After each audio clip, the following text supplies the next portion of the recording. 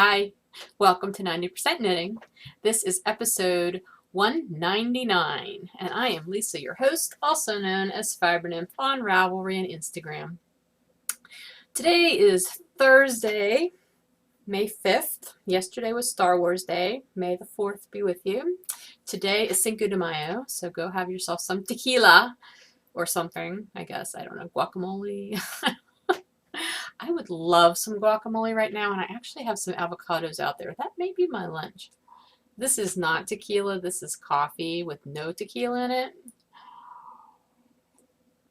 I might be better off with a little tequila in it, though, because I'm really scattered today, and I'm going to try to keep the digressions and distractions to a minimum today, but I make no promises because I'm still riding that post-vacation wave of still getting back into the groove, if you know what I mean. And it was funny because whenever I turned the camera on and I looked at myself in the screen, I'm like, oh, I look tan. I mean, I knew I got sun while I was away, but like it actually kind of shows up. I look like I have a nice healthy glow today. So that's something. Oh my goodness gracious. Okay. Let me say hello to Erin from Colorado, who introduced herself on the 90% Knitting board on Ravelry. So thank you, Erin, for doing that, and hello and welcome. And welcome to everyone else. If you've been watching for a while, thanks for coming back. If you're new, thanks for checking me out. I'm going to try to stick with the program today, although I will forewarn you right now, I've got some knitting stuff to talk about, but like a little bit. And then I've got some shop news to talk about at the end of the show because there will be an update tomorrow evening. So a little bit of shop stuff. In between there's a chunk that is going to be the 10% section, and it's going to be way more than 10% this week because I want to tell you all about my vacation. Now, I realize this is a knitting podcast, and you may not really care about my vacation, but I had a really fun vacation, and I want to tell you about it. I may even include pictures if I can get myself that organized. So, anyway, but let's start with the knitting, shall we? We'll start there. It's always a good place to start in a knitting podcast. Okay, so if you remember the last time I recorded 2 weeks ago, before I went away, I said I wasn't really sure what I was taking knitting-wise yet because I didn't really want to take anything I already had on the needles. My Atalaya shawl was just way too big to bother dragging on planes and everything. Yeah, I wasn't doing that. Okay, so that wasn't an option. I didn't want to take any of the socks that I had on the needles because I knit socks on metal needles. I don't like knitting socks on wooden needles. And I was just a little hesitant to take tiny, pointy, sharp metal needles on an international flight because I just wasn't sure if they would be down with that or not. So I didn't take any socks with me. And the only actual work in progress that I ended up taking with me, and it was because I didn't have to drag the whole thing with me, was I took a project bag I took this project bag with about I would say a dozen little tiny balls of yarn to work on my granny squares, my crocheted granny squares. So I did have this along. And I guess I'll just show that to you since I have it on my lap. I only ended up doing 3. First of all, let me tell you this. This is crazy, okay? So we left for vacation. And see, I'm going to be talking about vacation all throughout this podcast anyway because it's all kind of intermingled at this point. But we left on Saturday the 23rd and we came back on Saturday the 30th of April, right? So it's a long travel day. We went to Antigua, in case you missed that somewhere along the line. We went to Antigua. We flew from Pittsburgh to Atlanta, which is a short-ish flight, like an hour, a little over an hour. And then Atlanta to Antigua, which is over 3 hours. Coming back, it's even a little bit longer. So I had a lot of air knitting time, and that is pretty much what I did. I did not knit in the airport before I got on the flight, but I did knit once I got on my first flight, and I knit pretty much all through the second flight. And then I did not touch my knitting at all again the entire trip until the day we returned, and I knit again on the planes. That was it. I literally touched no knitting needles for 7 straight days. Isn't that insane? And I didn't twitch. I didn't like start having any kind of weird reaction. We were so busy. We did so much while we were down there. And it was just so nice to relax, be in each other's company, and just do all the fun stuff that we were doing. It was great. I didn't even miss the knitting. I know that sounds like heresy, but I didn't. It was great. But anyway, this is actually working backwards, showing you these first because I worked on these a little bit on the flight home, but since it's in my lap, I'm going to show you now. I did three little squares. This one I actually was already done. I just took it along as reference for size. This was the Cookie Monster colorway from another Crafty Girl. So that was just my reference square. So I did 3. The first one I did was this one out of Keegan Lane Yarns Tiny Umbrellas, and for some reason it ended up being much smaller than the first one. Isn't that bizarre? I don't know why it is, because it's fingering weight yarn, but it's definitely a lot smaller. I think I can make up the size whenever I put the white border around it, so I'm not too worried about it. I'll still use it, but it's definitely smaller. So I did that one, and then this is Sanguine Griffin Great Purple Hair Streak colorway. I did a shawl out of this. The Tiny Umbrellas, I have socks in that yarn. This I did a shawl out of. And this is some Leading Men Fiber Arts in the Foliage colorway, which I also have socks out of. So 3 little mini granny squares. Since it is mini mayhem, the knit along is now going on. It's May, so we're in the mini mayhem month. So those, you know, technically I did those in April, so they don't count, even if I was, you know, putting my projects in, which I'm not because I'm the one running the cow. Whatever. Anyway, they're minis. I'm going to work on this month, though, because I really like doing these little crocheted squares. So anyway, that was the only project I took with me on my trip that had already been in progress. I took a bag that had some worsted weight leftovers, enough to make 2 hats, because I can do hats on like wooden circs, 16-inch wooden circs, and I usually do. I did not cast either of those on. Not at all. Instead, what I spent most of my limited knitting time working on this trip was a shawl that I cast on the night before I left. And this was bizarre. Okay. It's basically just my my recipe for doing an elongated triangular shawl. You know, and I add different design elements kind of on the fly as I work on it. But what I did was I didn't really want to take wool, because that was the other thing. Before I left, I thought if I do knit while I'm down there, I'm not going to want to be playing with wool in the heat, you know, especially if I end up with something big like a shawl, you know, it's going to get weighty, and I don't want to deal with that. So I don't really like knitting with cotton. So I didn't really want to take cotton. But so I went downstairs to my deep stash area. And I went into one of my bins and I pulled out some linen and some hempathy. So the yarn I am working on, or working with, is 2 different colors of Katia linen. Katia linen, I don't know how you pronounce it. In color 13, which I'll show you in a second, it's a dark brown, and then color 8, which is like a light, almost an undyed kind of color. Katia linen is 53% cotton, 47% linen. Okay. And then the other color that I'm doing it's called Hempathy, and it's from Elspeth Lavold. And it is 34% hemp, 41% cotton, and 25% modal. I don't remember what modal is. Is it like kind of a rayon-y kind of fiber, maybe? I don't think it's rayon. I don't know what it is. I should have looked it up before I started, but I didn't. I'm sorry. I'll look it up later. Anyway, so those are the 3 yarns that I'm using. Now here are the colors.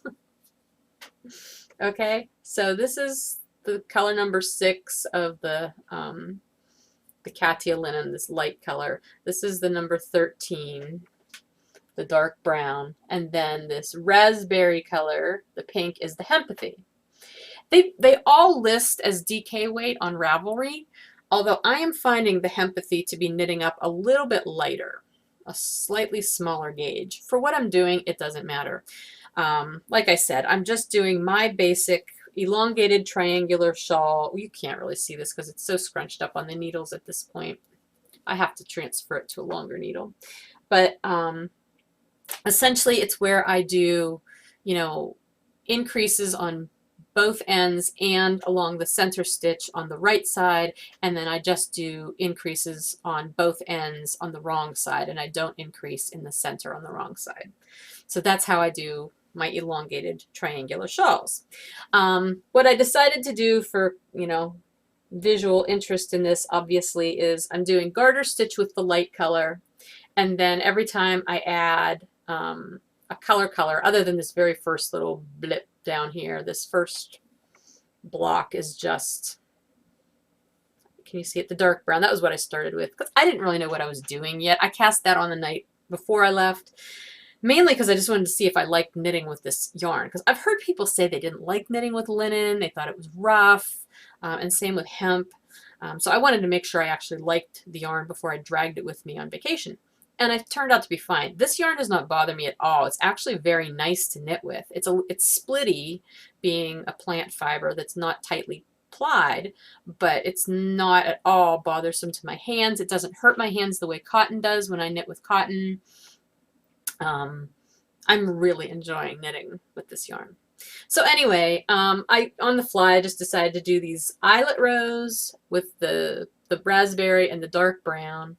And then when I do two of the same color, I'm putting that neutral color as a garter row in between. So, and I have no design idea for this, like how I'm doing them. It's just kind of whatever I feel like doing whenever I decide to throw something else in. Here, I kind of forgot that I was only doing 3 garter rows of that neutral in between the colored rows, and I ended up doing 5. So I've got this big gap of like just neutrally stuff right there, but I don't care because I wasn't ripping it out when I realized what I did. It doesn't matter. So anyway, this will be a shawl, and honestly, seeing as I only have 1 ball of the dark brown and 1 ball of the raspberry, I've got lots of this light color. I don't know if I bought like a sweater's lot worth of it, or at least enough to do a big something, because I've got several balls of this, like at least 6 or 8, I think. I don't even know. I just pulled like, I think 2 or 3 of them out. So basically what's going to determine the final size of this shawl is going to be when I run out of the pink and the dark brown. And I don't know. I'm probably at least halfway through each of those. Yeah, I'm definitely halfway through the mulberry color. The dark brown I have a little bit more, but I think I'm going to probably concentrate the dark brown out towards the edge of the shawl, maybe. I don't know. It's all a mystery. It's kind of like having your own mystery knit along, except you're the one creating the mystery because you're just doing your own thing. It's sort of fun that way. So anyway, yeah, I'm really happy with it. The thing that I laughed about, though, as I started working on this, and I don't know if you guys have picked up on this or not, look at the colors. Okay, you see the colors that I'm using? Okay, now hang on a second. Let me grab this bag. Do you see these colors? My Atalaya shawl? Do you see a theme? Dark brown, neutrally taupey color, and raspberry. How did that even happen? I mean, these are not even colors that I tend to gravitate towards. These were like an anomaly to begin with. And for me to end up making 2 shawls out of pretty much the same exact color combination, totally weird. I don't care. I mean, they're going to be 2 very, very different shawls. I mean, that Atalaya is going to be big and squishy and warm because it's wool. This, whatever, my unnamed mystery vacation shawl here, is not going to be warm. It's, you know, it's, well, I mean, everything gives a little bit of warmth, but I mean, it's a natural fiber. I'm going for something, you know, kind of just light and drapey and that I can wear over my shoulders in the summer if I need to. So anyway, yeah, that's pretty much what I focused on the whole flight down and most of the way back. Aside from the time that I spent working on the granny squares, and aside from the time that I spent on my last flight trying to just sleep because I was so tired. I'll tell you about that later. The trip home was rough. Literally rough. They call it rough air now instead of turbulence. Have you noticed that?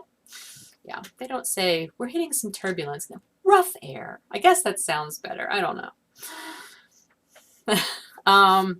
Anyway, that's pretty much, that was all I worked on vacation. And since coming home, I've actually continued to work on that shawl because I really like it and I kind of want to get it done. But the other day I did sit down Sunday. Oh, it's not in here. Oh, here it is. Sunday, like we got back literally super late. It was 1:30 in the morning Sunday when we finally walked in the door here. We hadn't eaten since noon. We sat down, got a bowl of cereal to eat, and went to bed. So Sunday was like a day of me doing as little as possible because I was exhausted. And I can't even claim jet lag because we were in the same time zone. You know, Antigua's in the same time zone as here. But I was just tired. It had been a really busy week. Fun, busy, but busy. And the travel had been crazy coming home. And our luggage did not come home with us. So there's that aspect of things. I sat around and pretty much did nothing. Christopher and I sat and watched movies on Sunday, which was awesome. And I knit. And I finished the first You're a firework. Baby, You're a Firework. That's the colorway. My Neely's Knit sock. The colorway is Baby, You're a Firework. And this is the one that I was doing that, see, you really can't see it on here. When I had it on my foot the other day, I could see it, but it's a staggered rib. And I explained it you can kind of see it along this edge. I guess because it's so variegated, it's hard to see. And I mainly did it because I wanted some interest as I was knitting it, not so much for visual interest when you look at it, because it's a sock. Nobody's really going to see it under my pants and in my shoe. But basically, I did knit 3, purl 1 the whole way around for 8 rounds, and then I staggered that over by starting with knit 1, purl 1, and then doing the knit 3, purl 1. And so that just kind of shifts it back and forth. And it kind of does this cool, like, hourglassy shape. You just don't see it very well on the sock. But anyway, the first sock is done. I have not yet cast on the second one, but I will eventually. I really love the colors. They're happy. They're actually berryish colors. I knit a pair of socks years and years ago out of some Nama Nama yarn. Do you remember Nama Nama? I don't know if she still dyes at all or not, but it was called Blueberry, or it was some sort of berry. She did a lot of food names in her colorways, and it was very similar to that. And I loved those socks, but I think it was an MCN yarn, and I did not knit a tight gauged sock back in those days. I think that was back when I was still knitting my socks on like 2.5s. Craziness. And I wore through those puppies in no time. I had holes in them, so that's kind of sad, but it was pretty yarn, and here's the rest of the ball. So anyway, I will get the second sock going here soon. Oh, hey, Muffin. Okay, so that's it. That's all the knitting that's happened in 2 weeks. I make no apologies because I had a lot of fun doing other things. And I'll pick up with the other projects as I have time. Okay, so let's talk about the unofficial Laura Ayler knit-along that I'm co-hosting with Melissa from the Meltran Designs podcast. That's still going on. I obviously have made no progress. I know on Melissa's last podcast, she was trying to barrel through her Atalaya because she was getting bored with it. So she wanted to finish it off. So she's still working on it.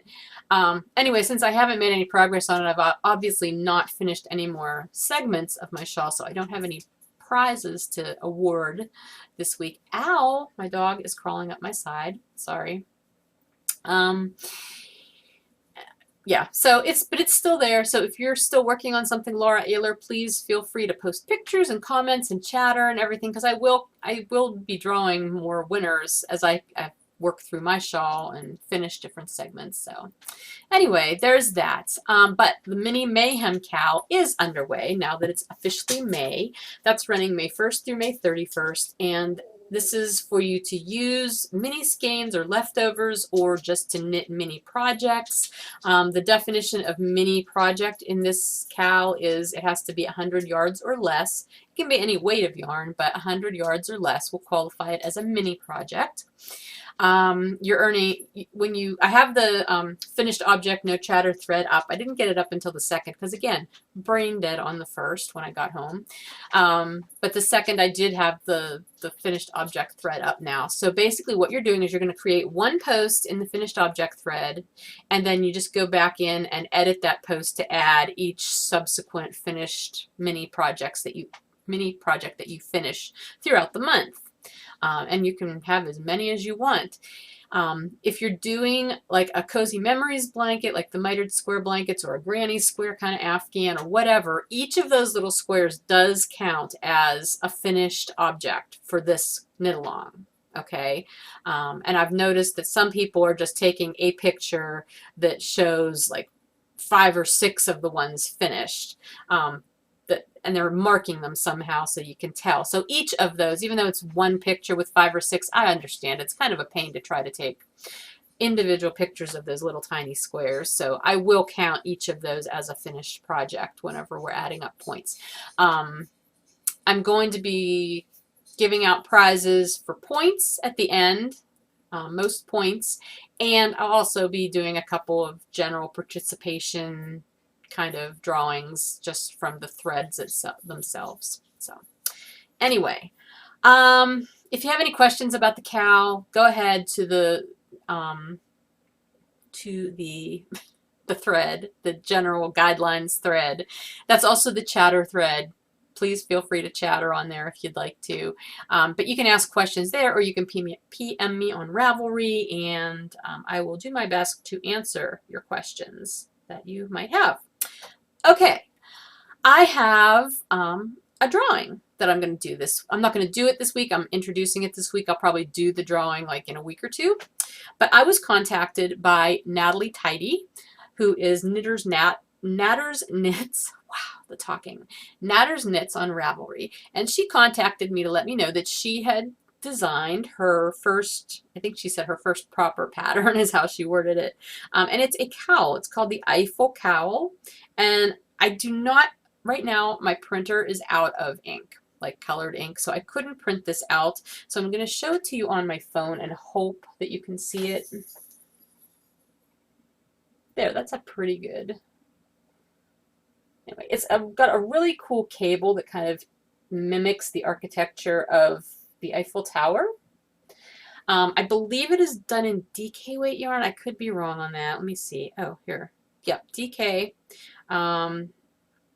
Uses 130 to 150 yards. And it does retail for £3. GBP, Great British Pounds. Great Britain Pounds. I don't know what the abbreviation, the little L thing. But she had offered to do a giveaway for a copy of the pattern to our viewers. So I am going to set up a thread when I'm done recording, and if you are interested in winning a copy of the Eiffel Cowl by Natalie, you can answer the question that I will put in there, and answer it in the thread and be entered. And I will do the drawing. I'm going to say I'll just leave it open for 1 week. The next time I record, I will do the drawing. So, and then whoever wins, I'll let Natalie know, and she will gift you the pattern. So anyway, that was the Eiffel pattern. I don't really have any new things this week other than the Eiffel pattern to show you. I didn't do any yarn purchasing or anything. There's no yarn stores in Antigua. Go figure. I think there used to be one, but it closed.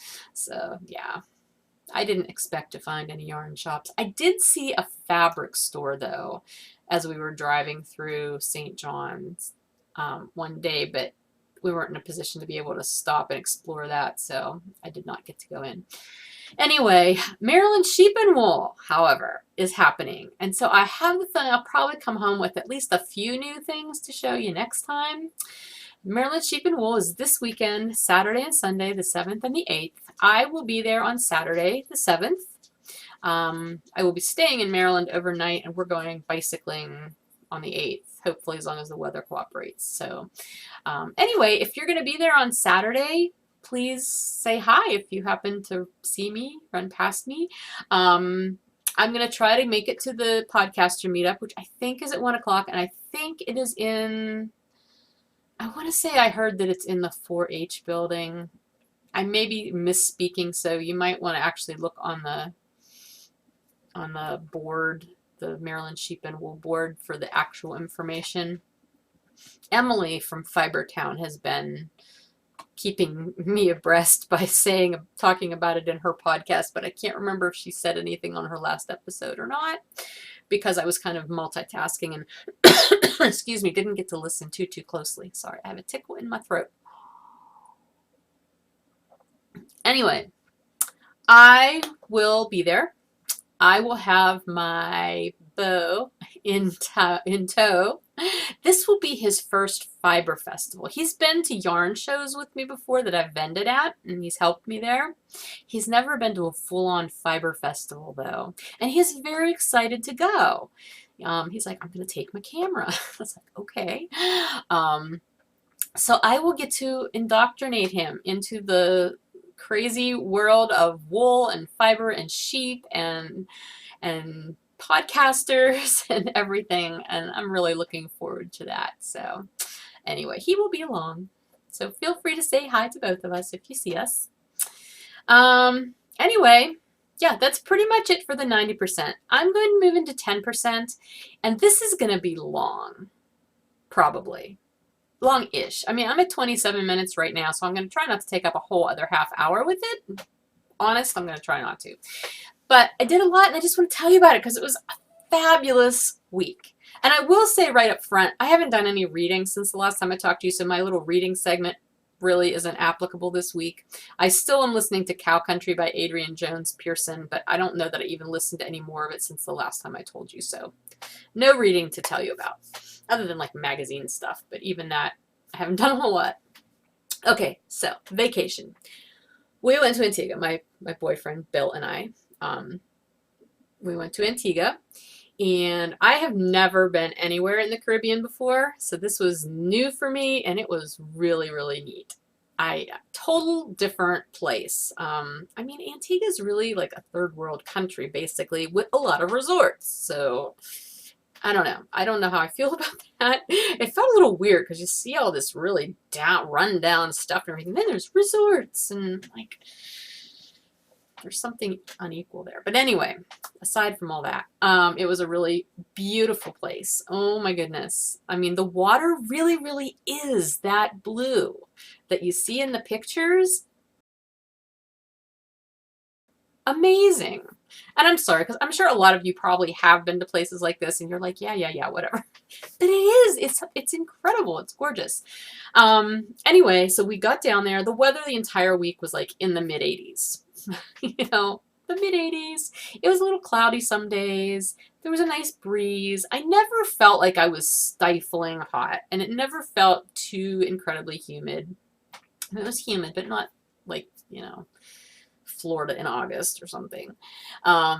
Anyway, so we got there on Saturday the 23rd, and again, it was a long travel day. Our flight was at 6 a.m., so he picked me up at 3 a.m. I had to be up at 2 a.m. to get ready to go. Yeah. I did post an Instagram picture of us at the airport waiting for our first flight, and I could not get the selfie to focus for anything, and it was really apropos because we had not had enough coffee. I had not had enough coffee at that point in the day to feel any more focused than that picture showed me.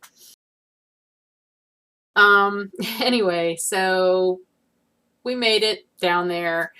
Things move much slower down there, and like we got our luggage, we had to go through customs, get our luggage, all that stuff. That didn't take too long. We reserved a rental car.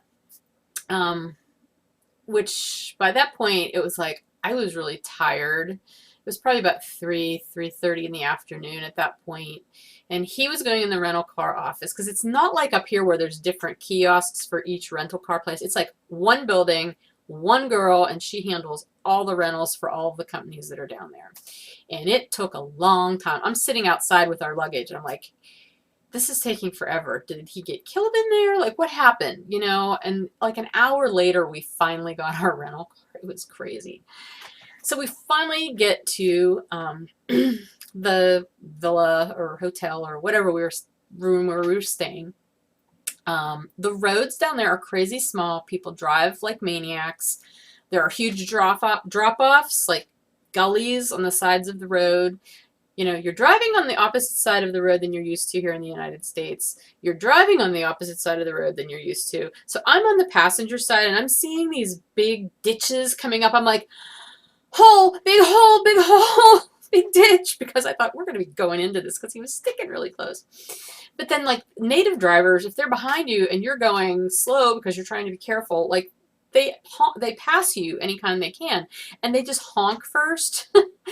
And at first I thought they were like being mean and rude the way we basically take it. If somebody honks at you here in the United States, they're like ticked off at you. But there, I think it just means, hey, I'm passing you, honk, you know, just so that you know that they're there. So that was okay, but it was unnerving. By the time we got to the hotel and we got checked in and we got everything up to our room, I was like, I was frazzled. I was tired. I was really hungry because we had not eaten since we ate lunch at like 9:30 in the morning in Atlanta. And I was hot and I was just like, ugh. And Bill is very organized and very like that's his mindset. And so once we got there, there was things that we needed to do. He had an inflatable kayak stored there, which was one of the reasons we needed to go there to retrieve that. And so we needed to get the kayak. We needed to go grocery shopping because we had rented a room that had like a little kitchenette in it, so we could, you know, do some of our cooking ourselves. We had to go to the grocery store, get the kayak. We had to call this one place and confirm some stuff that we were planning to do later that week. And he's listing this and he's like, and we need to eat dinner at some point. I'm like, no. I said, well, we need to eat dinner and then we need to do those things. And he's like, but it would make more. I'm like, no. I said, I need dinner. I need food and I need rum, and not necessarily in that order at this point. And I was near tears. I was like, you know how you get that hungry and that tired and like your blood sugar's through your toes? And I did kind of have a little emotional meltdown at that point, which I'm not proud of, but it was honestly beyond my control at that point. I was just so out of it. And again, no like no time zone changes, just the long travel day.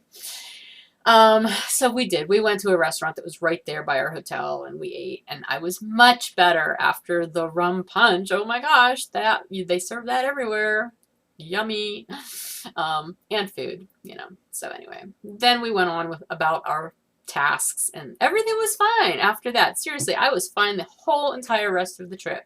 No meltdowns. Usually about halfway through a week-long vacation, I have one day where I'm really off.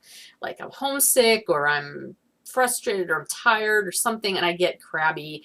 I didn't have that at all this trip, other than that one little blip at the beginning. And that was just due to hunger and fatigue. And feeling like I was going to die in the car. But anyway. So that was the day we got there. Yeah, we really didn't do much of anything else. We just kind of got situated. Sunday, we went swimming in the morning. We cooked breakfast for ourselves every day, and we sat out on our little veranda. There was like a balcony, and that was really nice because we could see the ocean and see the area. It was so pretty. And we were actually right next to the Sandals Resort, like the really expensive resort. And they have like live music over there every night and everything. So we could sit out on our little balcony and we could hear their music. It was very nice. Anyway, so Sunday we ate breakfast and then we went down to the water and we swam for a little while because there was a beach right there. It was gorgeous, really nice water. And then we went down to St. John's, which St. John is the capital of Antigua, but it's also kind of like the only main city there is in Antigua. The only one. So we walked around there only to find out that everything is closed on Sunday in Antigua. Like everything. Restaurants, shops, anything other than like churches and occasional like gas stations. But a lot of the gas stations were even closed, frankly. Anyway, so then we went to, after we wandered around down there and just looked around, we went out to Nelson's Dockyard, which is this area where Horatio Nelson, he had set up his base back in the days of when the British were kind of in control of that area and were policing, I guess, the pirates. That's what it made me think of, like Pirates of the Caribbean times and everything.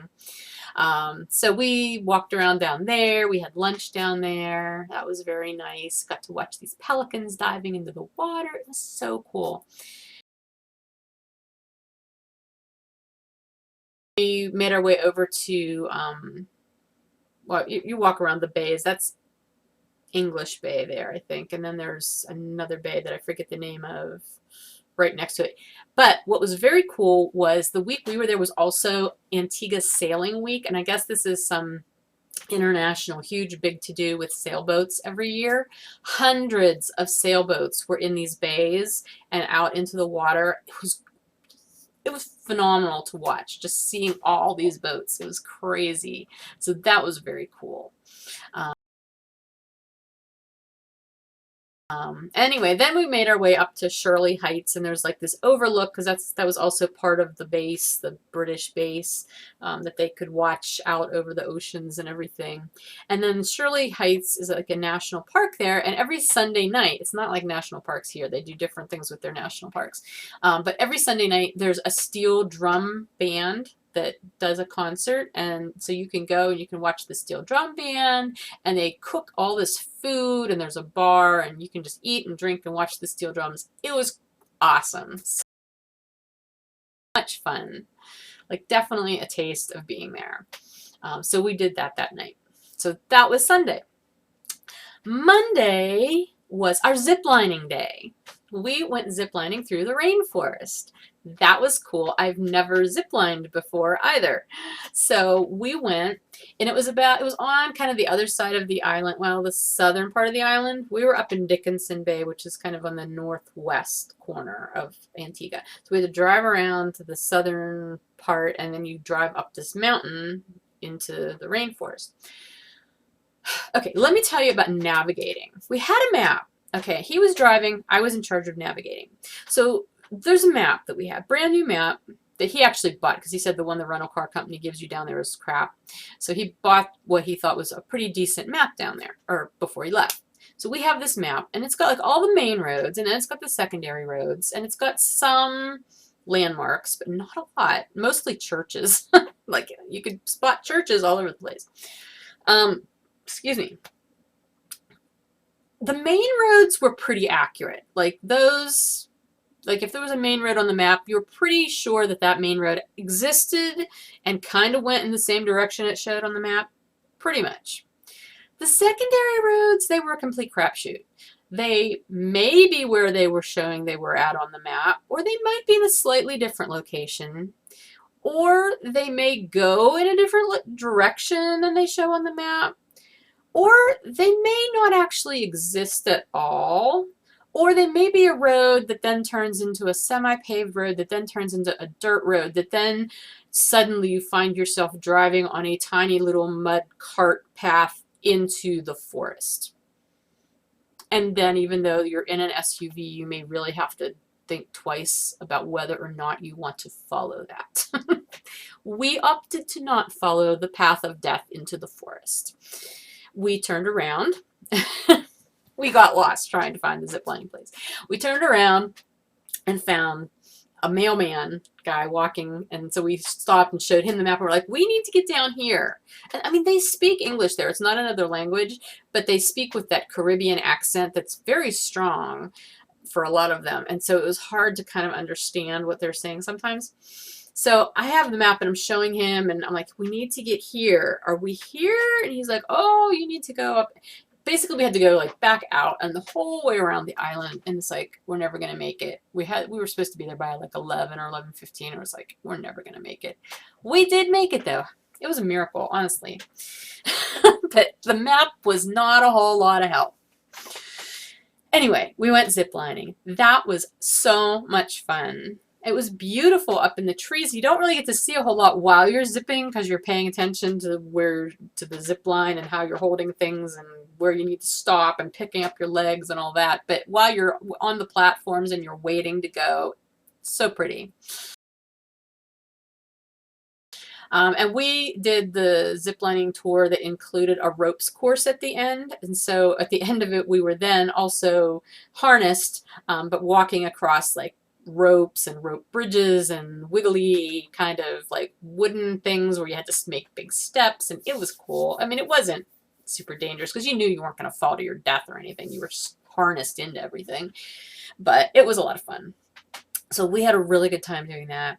And then on the way back from that, what did we do? Oh, we stopped and we had like a little picnic because we had bought lunchy food that we could just carry along with us. So we had a little picnic by the water. We stopped and bought black pineapples. They don't actually look black. They're called black pineapples and they're really tiny. Like the body of them is maybe about that big compared to a normal pineapple. I thought they tasted like normal pineapple. Bill says he thinks they taste a little different. I thought they were fine. And we bought some mangoes that were horrible. They were like really tiny. I don't think they were fully grown because aren't mangoes usually big? I never buy mangoes. But yeah, we basically were able to cut those up and get essence of mango that we could smear on the rest of the fruit we had. It was weird. Anyway, so then we got back to the hotel and we took the inflatable kayak and we inflated it and we went out into Dickinson Bay and we paddled around out there for a while and Bill taught me how to snorkel because I've never snorkeled before and we were doing a couple of other things that week that involved snorkeling. So I learned how to snorkel and that was a lot of fun. And I caught on really, really fast and had no problems with that. So that was awesome. That was Tuesday. Wednesday, what did we do Wednesday? Oh, Wednesday, wait. No, that was Monday. I'm sorry. My days are kind of screwed up here. That was Monday. See, we're only on Monday. Oh my gosh, this is taking forever.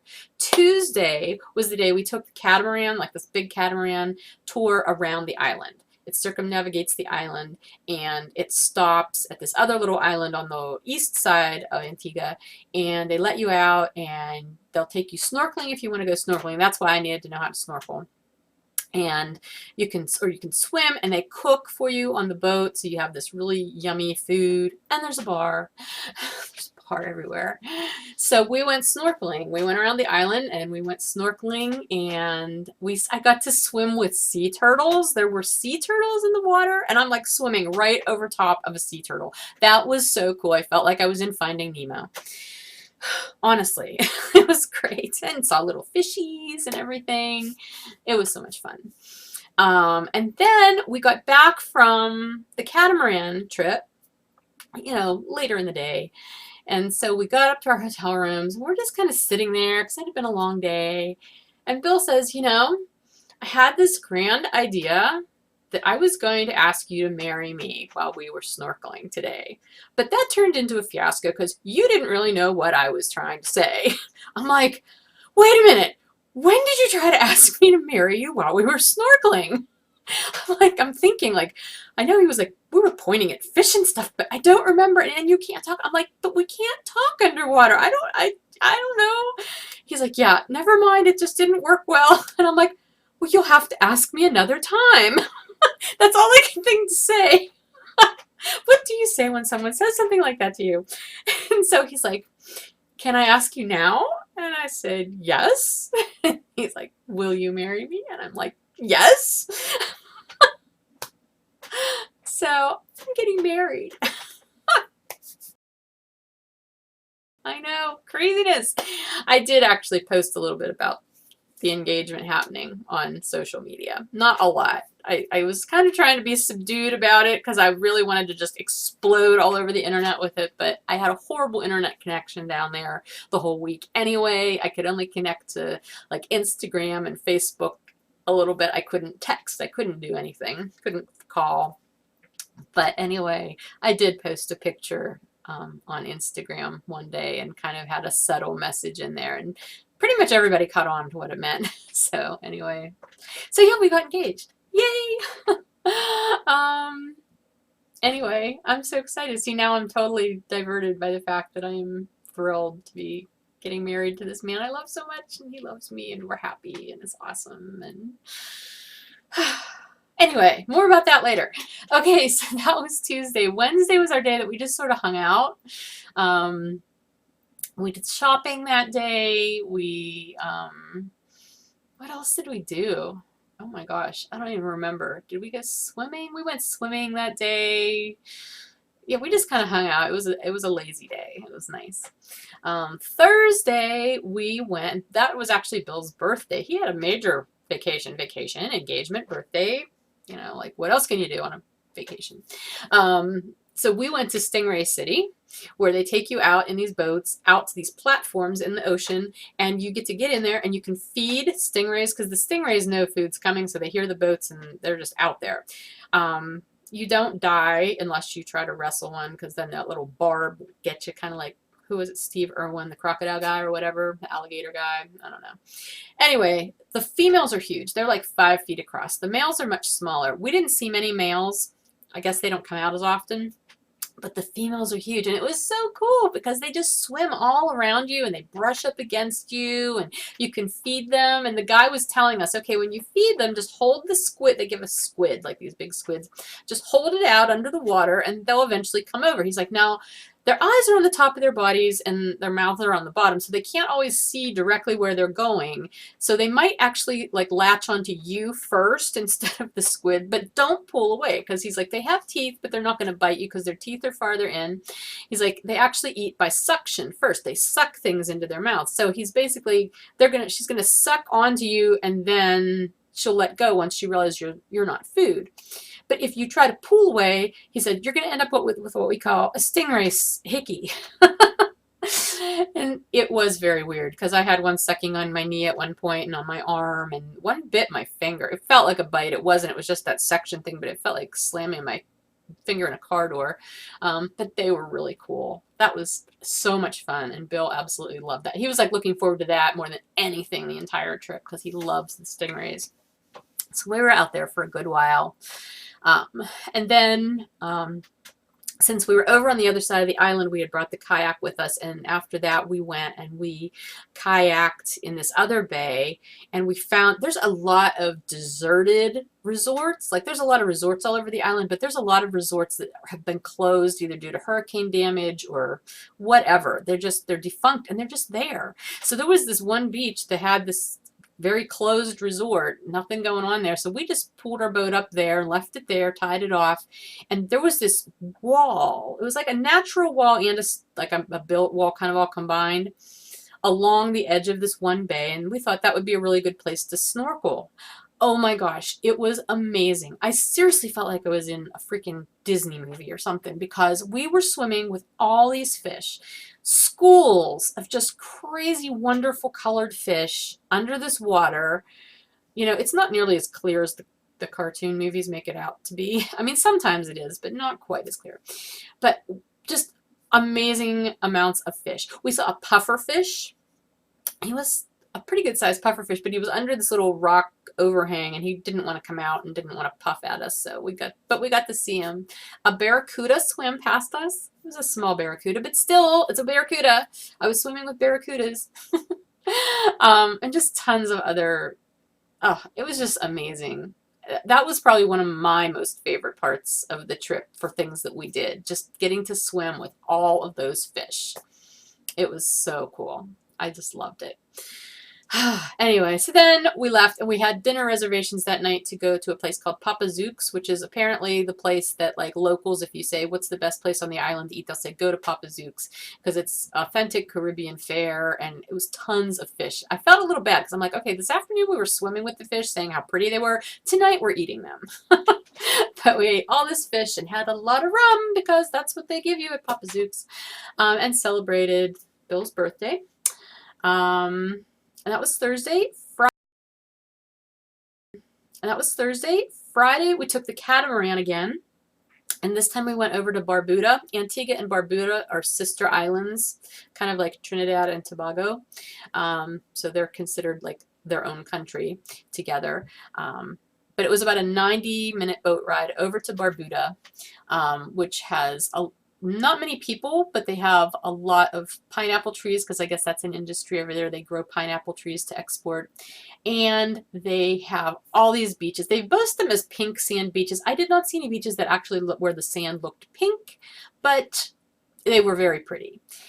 So we got to go over there, and again, you got to swim, and that was actually the day we did the most swimming in the ocean. But there were conch shells just under the water. Everybody was picking them up and taking them home as souvenirs, and you were allowed, and everything.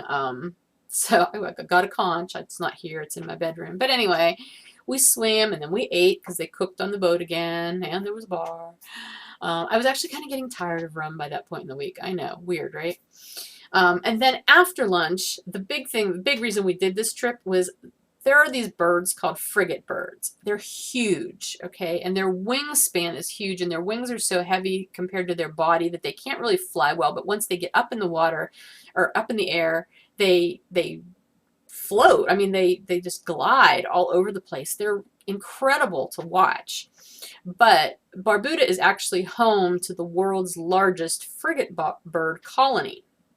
So we got to take these smaller boats. They took us back in through the mangroves to the frigate bird colony. And there were just thousands and thousands and thousands of these birds in these bushes and these trees. And, you know, it was not mating time. So the males have this big red pouch that inflates during mating time. So we didn't get to see that.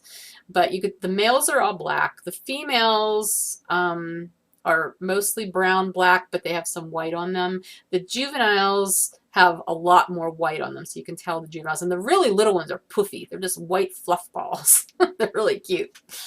That was very, very cool too. It's just seeing those birds and just the sheer numbers of them. That's the thing. Seeing any one creature in sheer huge numbers is just incredible to me. So between all the fish I saw, all the birds we saw, it was just amazing.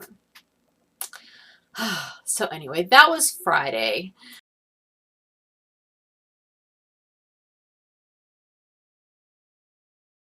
And then I forget what else. What did we do Friday? I don't know. We didn't do anything else Friday because that was pretty much an all-day trip. And then Saturday, we got up in the morning and we basically just packed up and we went and did a little bit more shopping before we went to the airport. We got to the airport much earlier than we needed to. So we ended up sitting in the airport for probably close to 4 hours. The airport ran out of water in the bathrooms. Water is a very big thing down there. It's for an island that's surrounded by water. You wouldn't think it'd be a problem, but that's salt water, and they can't really use it because it's very costly to desalinate water. But anyway, yeah, the bathrooms had no water towards the end of our hanging out there, and it was disgusting because, like, you couldn't flush the toilets, but people kept using them, and ugh, yeah, it was really gross. Apparently, I heard that on the island, if you're a resident there in the residential areas, they occasionally just shut the water off to certain areas in order to conserve. They never shut it off to the resort areas. The resort areas always have water, but they ask you to conserve and not waste water and everything, which I understand, but I thought that was very interesting. Anyway, we flew out of there, no problem. We hit some bumpy air on the way into Atlanta. It was quite bumpy, and by the time we were getting ready to land in Atlanta, it was quite rainy. And we were coming down, and we were at the place where you know you're close to landing, and all of a sudden the plane started going back up again. And we're like, okay, so bump, bump, bump, bump, and then back up, and the pilot comes on, and he's like, we were at our minimum cruising height there, or minimum height that we could be, or minimum altitude, they call it, not height. And we couldn't see the runway, so because of a cell of weather that was there. So we had to go back up. We're going to circle around. We circled around for about 20 minutes before things cleared up. When they tell you they can't see the runway, that's not a good thing, I don't think. But we did finally get on the ground. And at this point, people are sort of freaking out because people have connections to make, right? We had about 2 hours between, built in, which was now about an hour and a half. Since we were coming into the country, though, we had to go through customs. Well, we get off the plane and we start aiming towards where the customs line should be, or the customs area. We had to walk the whole way around the floor to get to the end of the line, and then realized that we were right back where we started and the line was there, plus going down another hallway. There were over 2,000 people in this customs line. It was so backed up. And we're like, everybody's like, we're going to miss our flights. Oh my God, we're going to miss our flights. And apparently, see, I haven't had to do customs in a very long time. They use these automatic kiosks now. And apparently the kiosks had been down for quite a while that day, so everything was backed up that way. It's like 9 o'clock at night at this point. We needed to get our plane by, I think, 10:07 or something was when our plane was supposed to be leaving. We were in this line for a very, very long time. And it would move forward in chunks because the machines were working again, but then they didn't have enough agents because all the agents, like most of the agents, were off at 9 o'clock and they let them go, like the customs agents. So they were working with this skeleton crew, 2,000 plus people trying to get through customs and catch planes. It was insane. We got through customs finally. It was a nightmare, really. It was just crazy trying to get through customs and all the stuff we had to do. You have to go down, claim your baggage, and then throw your baggage over in this other area, take it over and give it to them so that it gets put on your next plane. And then you have to go through security again and everything. And by the time we were through all that, like we had about 10 or 15 minutes to get to our gate. And I said, we're never going to make it. You know, it's just crazy because they lock the doors like, what, 10 or 15 minutes before takeoff. They closed the doors. So, and we had like 5 gates to get down by the time, you know, from where we were. And we were on the tram and we're waiting and waiting and getting down there. And finally, once we got down there, we had about 3 minutes. And I said, we can do this. Because, of course, our gate was at the very end of the terminal. I said, we can run. We can do this. He's like, I'm not running. I'm like, are you serious? We're this close to getting on this plane. And I did not want to get stuck in Atlanta overnight. And we were on the last plane to Pittsburgh, as it was for that night. He's like, I'm not running through the airport. It's just, no, I'm not doing that. I'm like, I was not happy at that moment either. But I'm like, fine, fine. And we did manage to get on the plane. Seriously, with seconds. It was final boarding, seconds to get on the plane. They let us on. We were the very last people and they closed the doors. I was so glad. But the whole entire flight from Atlanta to Pittsburgh was rough air. The flight attendants could not even like serve beverages or anything. They had to stay sitting the entire flight.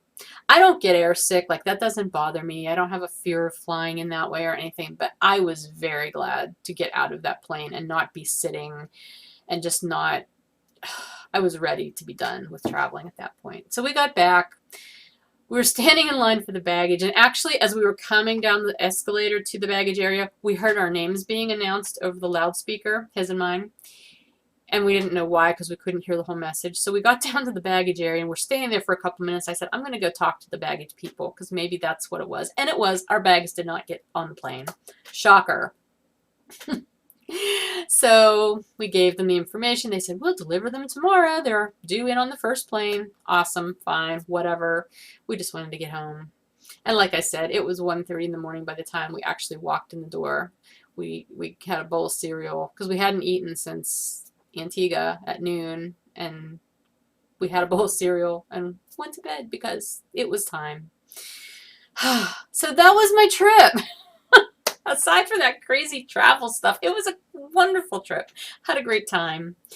Oh my gosh. Anyway, I'm going to stop talking now because I still have shop news to tell you and I need to go grab some things. So I'm going to pause here. If you're tired of hearing me talk, I totally understand and I will talk to you next week. I'll listen to you, or you can listen to me next week if you need a break. If you want to stick around for the shop news segment, please do. That won't take nearly as long as all that vacation stuff just did. But I will be right back. And otherwise, I'll see you later. If I see you in Maryland, or if you see me in Maryland, please say hi. I'm sorry if we've met before and I don't recognize you or don't remember your name, please don't hold it against me because I'm really bad with that kind of stuff. Plus, I always meet a lot of people and it's really hard to remember everybody. But I hope to see a lot of you in Maryland this weekend. Anyway, I'll be right back. So hang on. Okay, I'm back. Let's see. shop news. Sorry, I'm itchy. I'm scratching. Shop news. I wanted to mention I've still got that grocery list crowdsourcing colorway idea thread up in the Fiber Nymph Dye Works group if you want to add your 2 cents worth to that yet. I have not started putting that colorway together yet, but I'm still taking in suggestions for things you often put on your grocery list. So that's there. I also have a couple of other ideas for some new colorways that I'm really excited about. So new colorways, they are coming. In fact, I do have one for you this week too that you have not seen yet. So this week there will be a small update. Because remember, I was on vacation.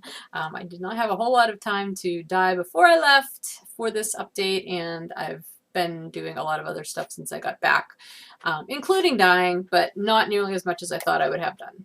However, I do have a nice collection of things for you this week. So this week's update will be on Friday, that's tomorrow, on May 6th at 7 p.m. Eastern. So it will be an evening update. I don't do the evening ones that late very often, but I thought I would do one this week. So Friday, May 6th, 7 p.m. So here's what is going to be in the update. First of all, there are going to be stitch markers. I actually had these stitch markers finished for the last update, and then I completely forgot to show them to you in the preview, and I thought, you know what, the heck with it. I will just hold on to them and use them for this update because I knew I was probably going to be limited on time for, you know, getting ready for this update because of vacation. So I'm putting the stitch markers up this time. Just a general comment about the stitch markers. They are all sets of 8 stitch markers and then a 9th one, which is a progress keeper on a lobster claw. These all fit probably up to about a size 7, US 7 needle. They will work comfortably on them. And there are 2 sets of each of these ones that I'm going to show you. So the first one is, and they're not going to come to you on binder clips. This was just the easiest way for me to put them on here so I could show you on the podcast. So this first set is a butterfly progress keeper. If I can get it to focus. There we go. Butterfly progress keeper with pink, green, yellow, and blue beads on the stitch markers. The progress keeper also has a bead. They all differ. This one is pink. The other set that will be up is, what color? Blue, I think. Yeah, I think it's the blue one. So the bead on the butterfly progress keeper might not be the same as the one pictured in the listing, but it will be one of the same colors that is in the stitch marker. Okay, so that's that. There will be 2 sets of the butterfly ones. Then I will have 2 sets of these. These are painted shells that were made into beads for the progress keeper. So that is the progress keeper. And then the 8 stitch markers have kind of natural colors. There's like I would say like an amber and a light amber to dark amber would be the colors of those stitch markers. So, does that help? There we go. All right, so there will be 2 sets of those. I will have 2 sets. They have to go this way, where the progress keeper is a skull. Let's focus now. Come on. There we go. Progress keeper is a skull, and all of the beads on everything are smoky black. Little glass beads. So 2 sets of those. And lastly, there will be 2 sets of these. The progress keeper is this really pretty blue floral glass bead. Hello. Focus. There we go. And all of the other beads on the stitch markers are bluish and purplish, sort of a pearlescent kind of finish on those. So there will be 2 of those, 2 sets of those. So that's the stitch markers. I've decided to do another set of minis because y'all seem to like the fingering weight minis. This time I did a variegated set with speckles. So rather than just variegated, they're variegated with speckles. And these are the colors that there will be. There will be 5 100-yard or 100-gram mini skeins. Oh, you know what? I did this wrong. Okay. Imagine, will you, that these are all sparkly. I'll actually have 2 sets of these in Bedazzled and 2 sets in Bounce. I grabbed a mixture of both. Don't ask me why. I wasn't paying attention. So this, oh, that's a good representation of this color. This orangey one and this greenish gold one, which is showing up really bright on the camera, and then this light chartreusey limey one. These are the ones that right here are on Bedazzled, but I will also have them on Bounce. And then these last 2, this purple and blue, and then this taupey gray mauve combination. These are on Bounce, but I also have them on Bedazzled. So the sets are actually going to come all Bounce or all Bedazzled, not mixed the way I'm showing them to you right here, but there will be 2 sets on each base available in the shop. And again, the Bounce ones, they're 100 yards each. The Bedazzled ones are a little bit more than that. Let me see. They're like 109 yards each. So that's the mini sets. So, and because I had so much fun dyeing up these variegated speckle skeins, I decided to do some full skeins that way as well. I have not yet named these, and I'm not sure if I'm going to. I kind of really like the idea of just having them be one of a kinds because they are so much fun to make. And much like the way I do sock blanks, I kind of just do them very randomly and not in a way that would make them super easy to duplicate. So I mean, I did write down the recipes for what I did with these 2 colors that I'm going to show you. I just haven't decided yet if they're going to be something that I'm going to try to replicate in the future or if these are just going to be it. So I'm not exactly sure how I'll list them. I'm not sure if I'll list them as one of a kinds or if I'll just list them as, I don't know. Stay tuned. But they're available, and there are 2 of each. There's this one, and they look so much more dynamic in person, and this lighting is horrible today. What is going on with this lighting that it's so bright? This has a lot of aqua blue and chartreuse and that radioactive green that I have, the toxic green, and there's some sort of undyed areas, and then the splatters, the speckles. See, I'm going to open this up so you can see this better because there's just so much going on with this. I'm going to take different pictures, you know, not just the full skein whenever I do it, but I mean, can you see how there's just, that's all going to come out as just pops of color as you knit. I actually might reskein these. I don't usually reskein my tonal and variegated skeins before I list them, but I may do one of each of these just so you can see what it's going to look like. I mean, these have been reskeined, and it makes a lot of difference because you can see all those little pops in there, kind of the way they will show up, you know, whenever they're being knit. So we'll see. But these are absolutely yummy. I love these, and I love how they turned out, and I had so much fun doing them.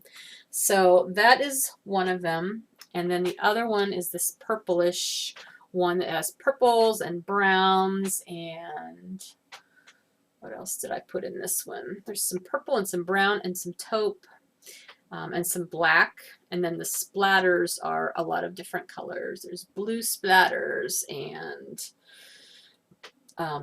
dark blue splatters and bright blue splatters. I think that may have been all the splattering I did on these. But anyway, again, I had a lot of fun doing these, and I'm seeing this kind of yarn everywhere. Like, people really seem to like this, and I have been enjoying knitting with it when I've had the chance.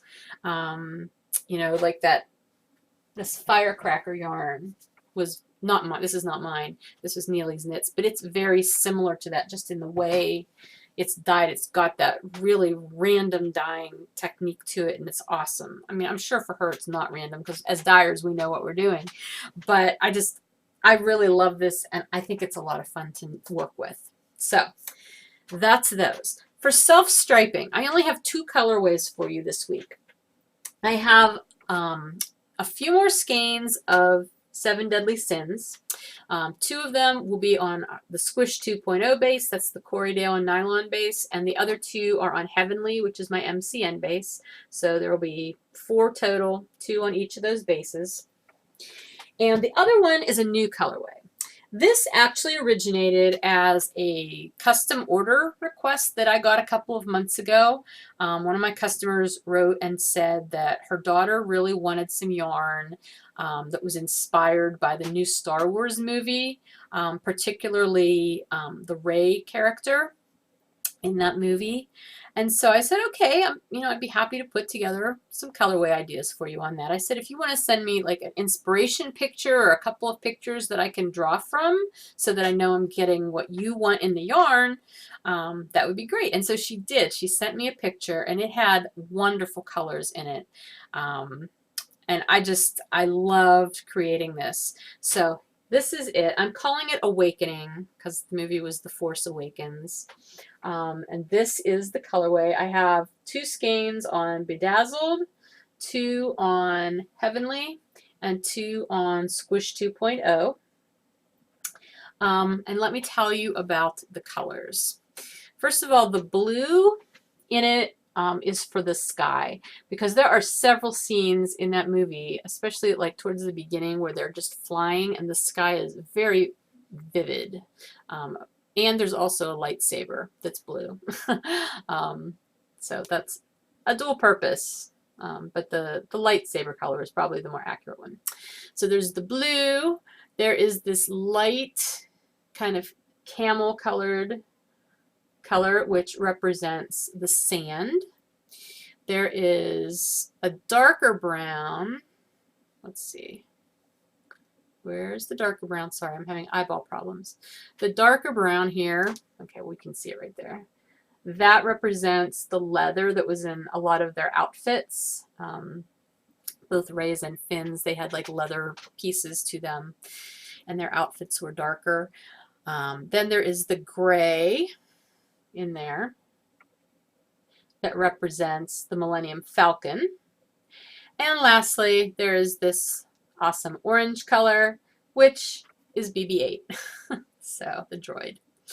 So this is my new Star Wars colorway, Awakening, and it's on 3 different bases, 2 skeins each, and I hope you guys like it. So I had a lot of fun making it, and I did ask the person who had originally wanted it, I'm like, hey, would you mind if I put this in the shop, because I think it's an awesome colorway. And I have actually had a couple of other people ask me, hey, are you going to do a Star Wars colorway?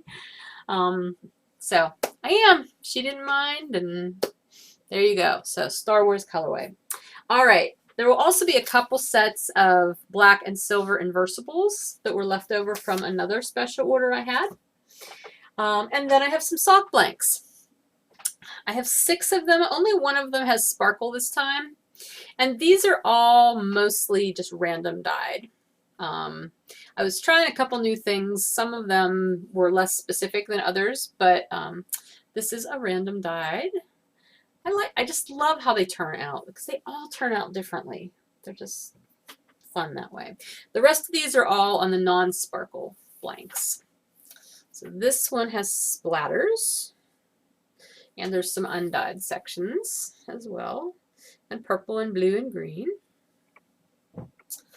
This one, there's some blue and some purple and some pink and some gold and some brown. Kind of the brown is sort of a result of other colors coming together, and it also has splatters.